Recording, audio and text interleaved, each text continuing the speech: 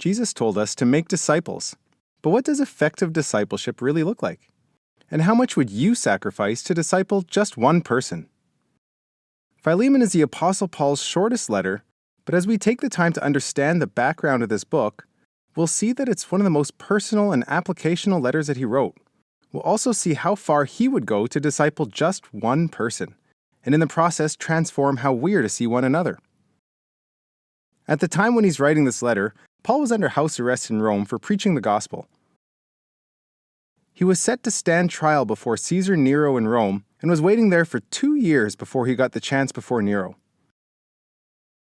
He intended to make the case before Caesar that both he and Christianity were not a threat to the peace of Rome. While awaiting his trial, he could have visitors, and he continued to do his ministry spreading the faith and strengthening Christian communities by writing letters. Eventually, a runaway slave named Onesimus showed up at his door.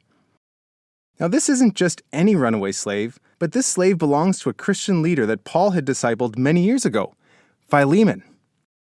Wait a second, what is a Christian leader like Philemon doing with a slave? At this time, they were under the Roman Empire, and one of the biggest drivers of the empire's economy was its reliance on slavery. Many of the wealthiest people owned slaves to work on their farms, oversee aspects of their business, or even educate their children and act as their own personal doctor. Though some slave owners treated their slaves with a lot of cruelty, others were actually quite friendly towards their slaves, even letting them free after a number of years of faithful service. The Roman laws for slavery saw slaves as the property of the master, and they came down very harshly on anything that could come across as a slavery rebellion. If a slave ran away, the owner could have them tortured or even branded. And if the slave was a continuous problem, the owner could have them crucified. If someone showed hospitality to a runaway slave, they could be held liable for any financial loss caused while the slave was away. Now back to Paul and Onesimus, the runaway slave. When he arrived at Paul's door, that presented a very large dilemma for Paul. Remember, Paul's trying to make the case that both he and the message of Christianity are not a threat to the peace of Rome.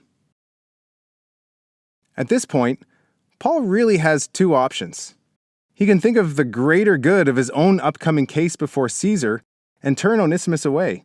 After all, he's got so much at stake.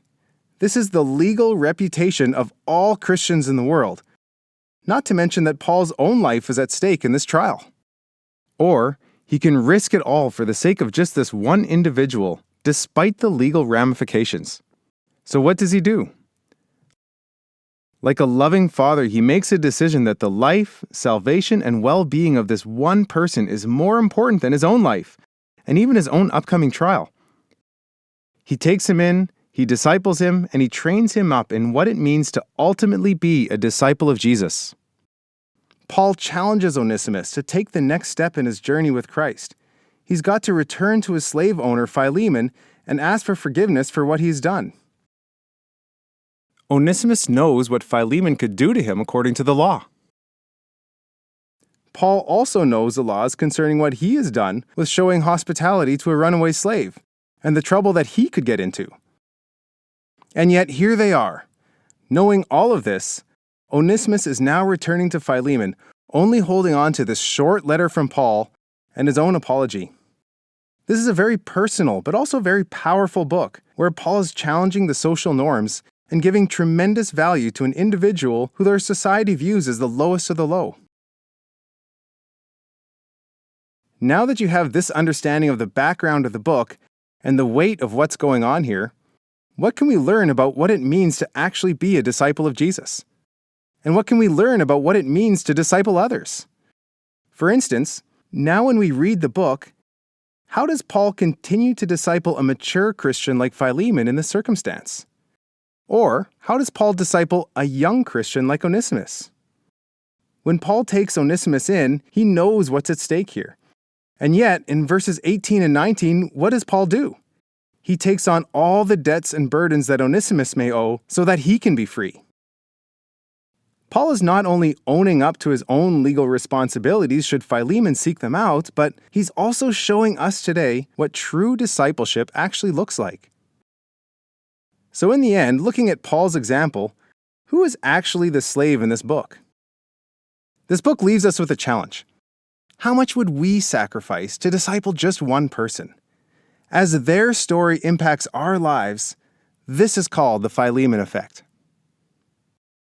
Hi, my name is Brian. Here at the Bible Effect, we are a group of international people who love Jesus and love the Bible. We believe that everyone is able to study and understand the Bible for themselves.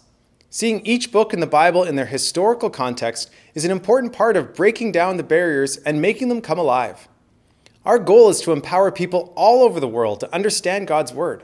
So we're creating resources like this for each book of the Bible, and we're releasing them in many different languages, and we're giving them all away for free.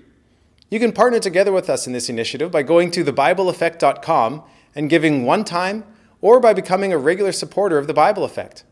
If you have any questions about Philemon, please leave them in the comments and we'll do our best to answer them. And also, please subscribe to our YouTube channel or like us on Facebook, Instagram, or Twitter to stay up to date with our new releases. Thanks for watching.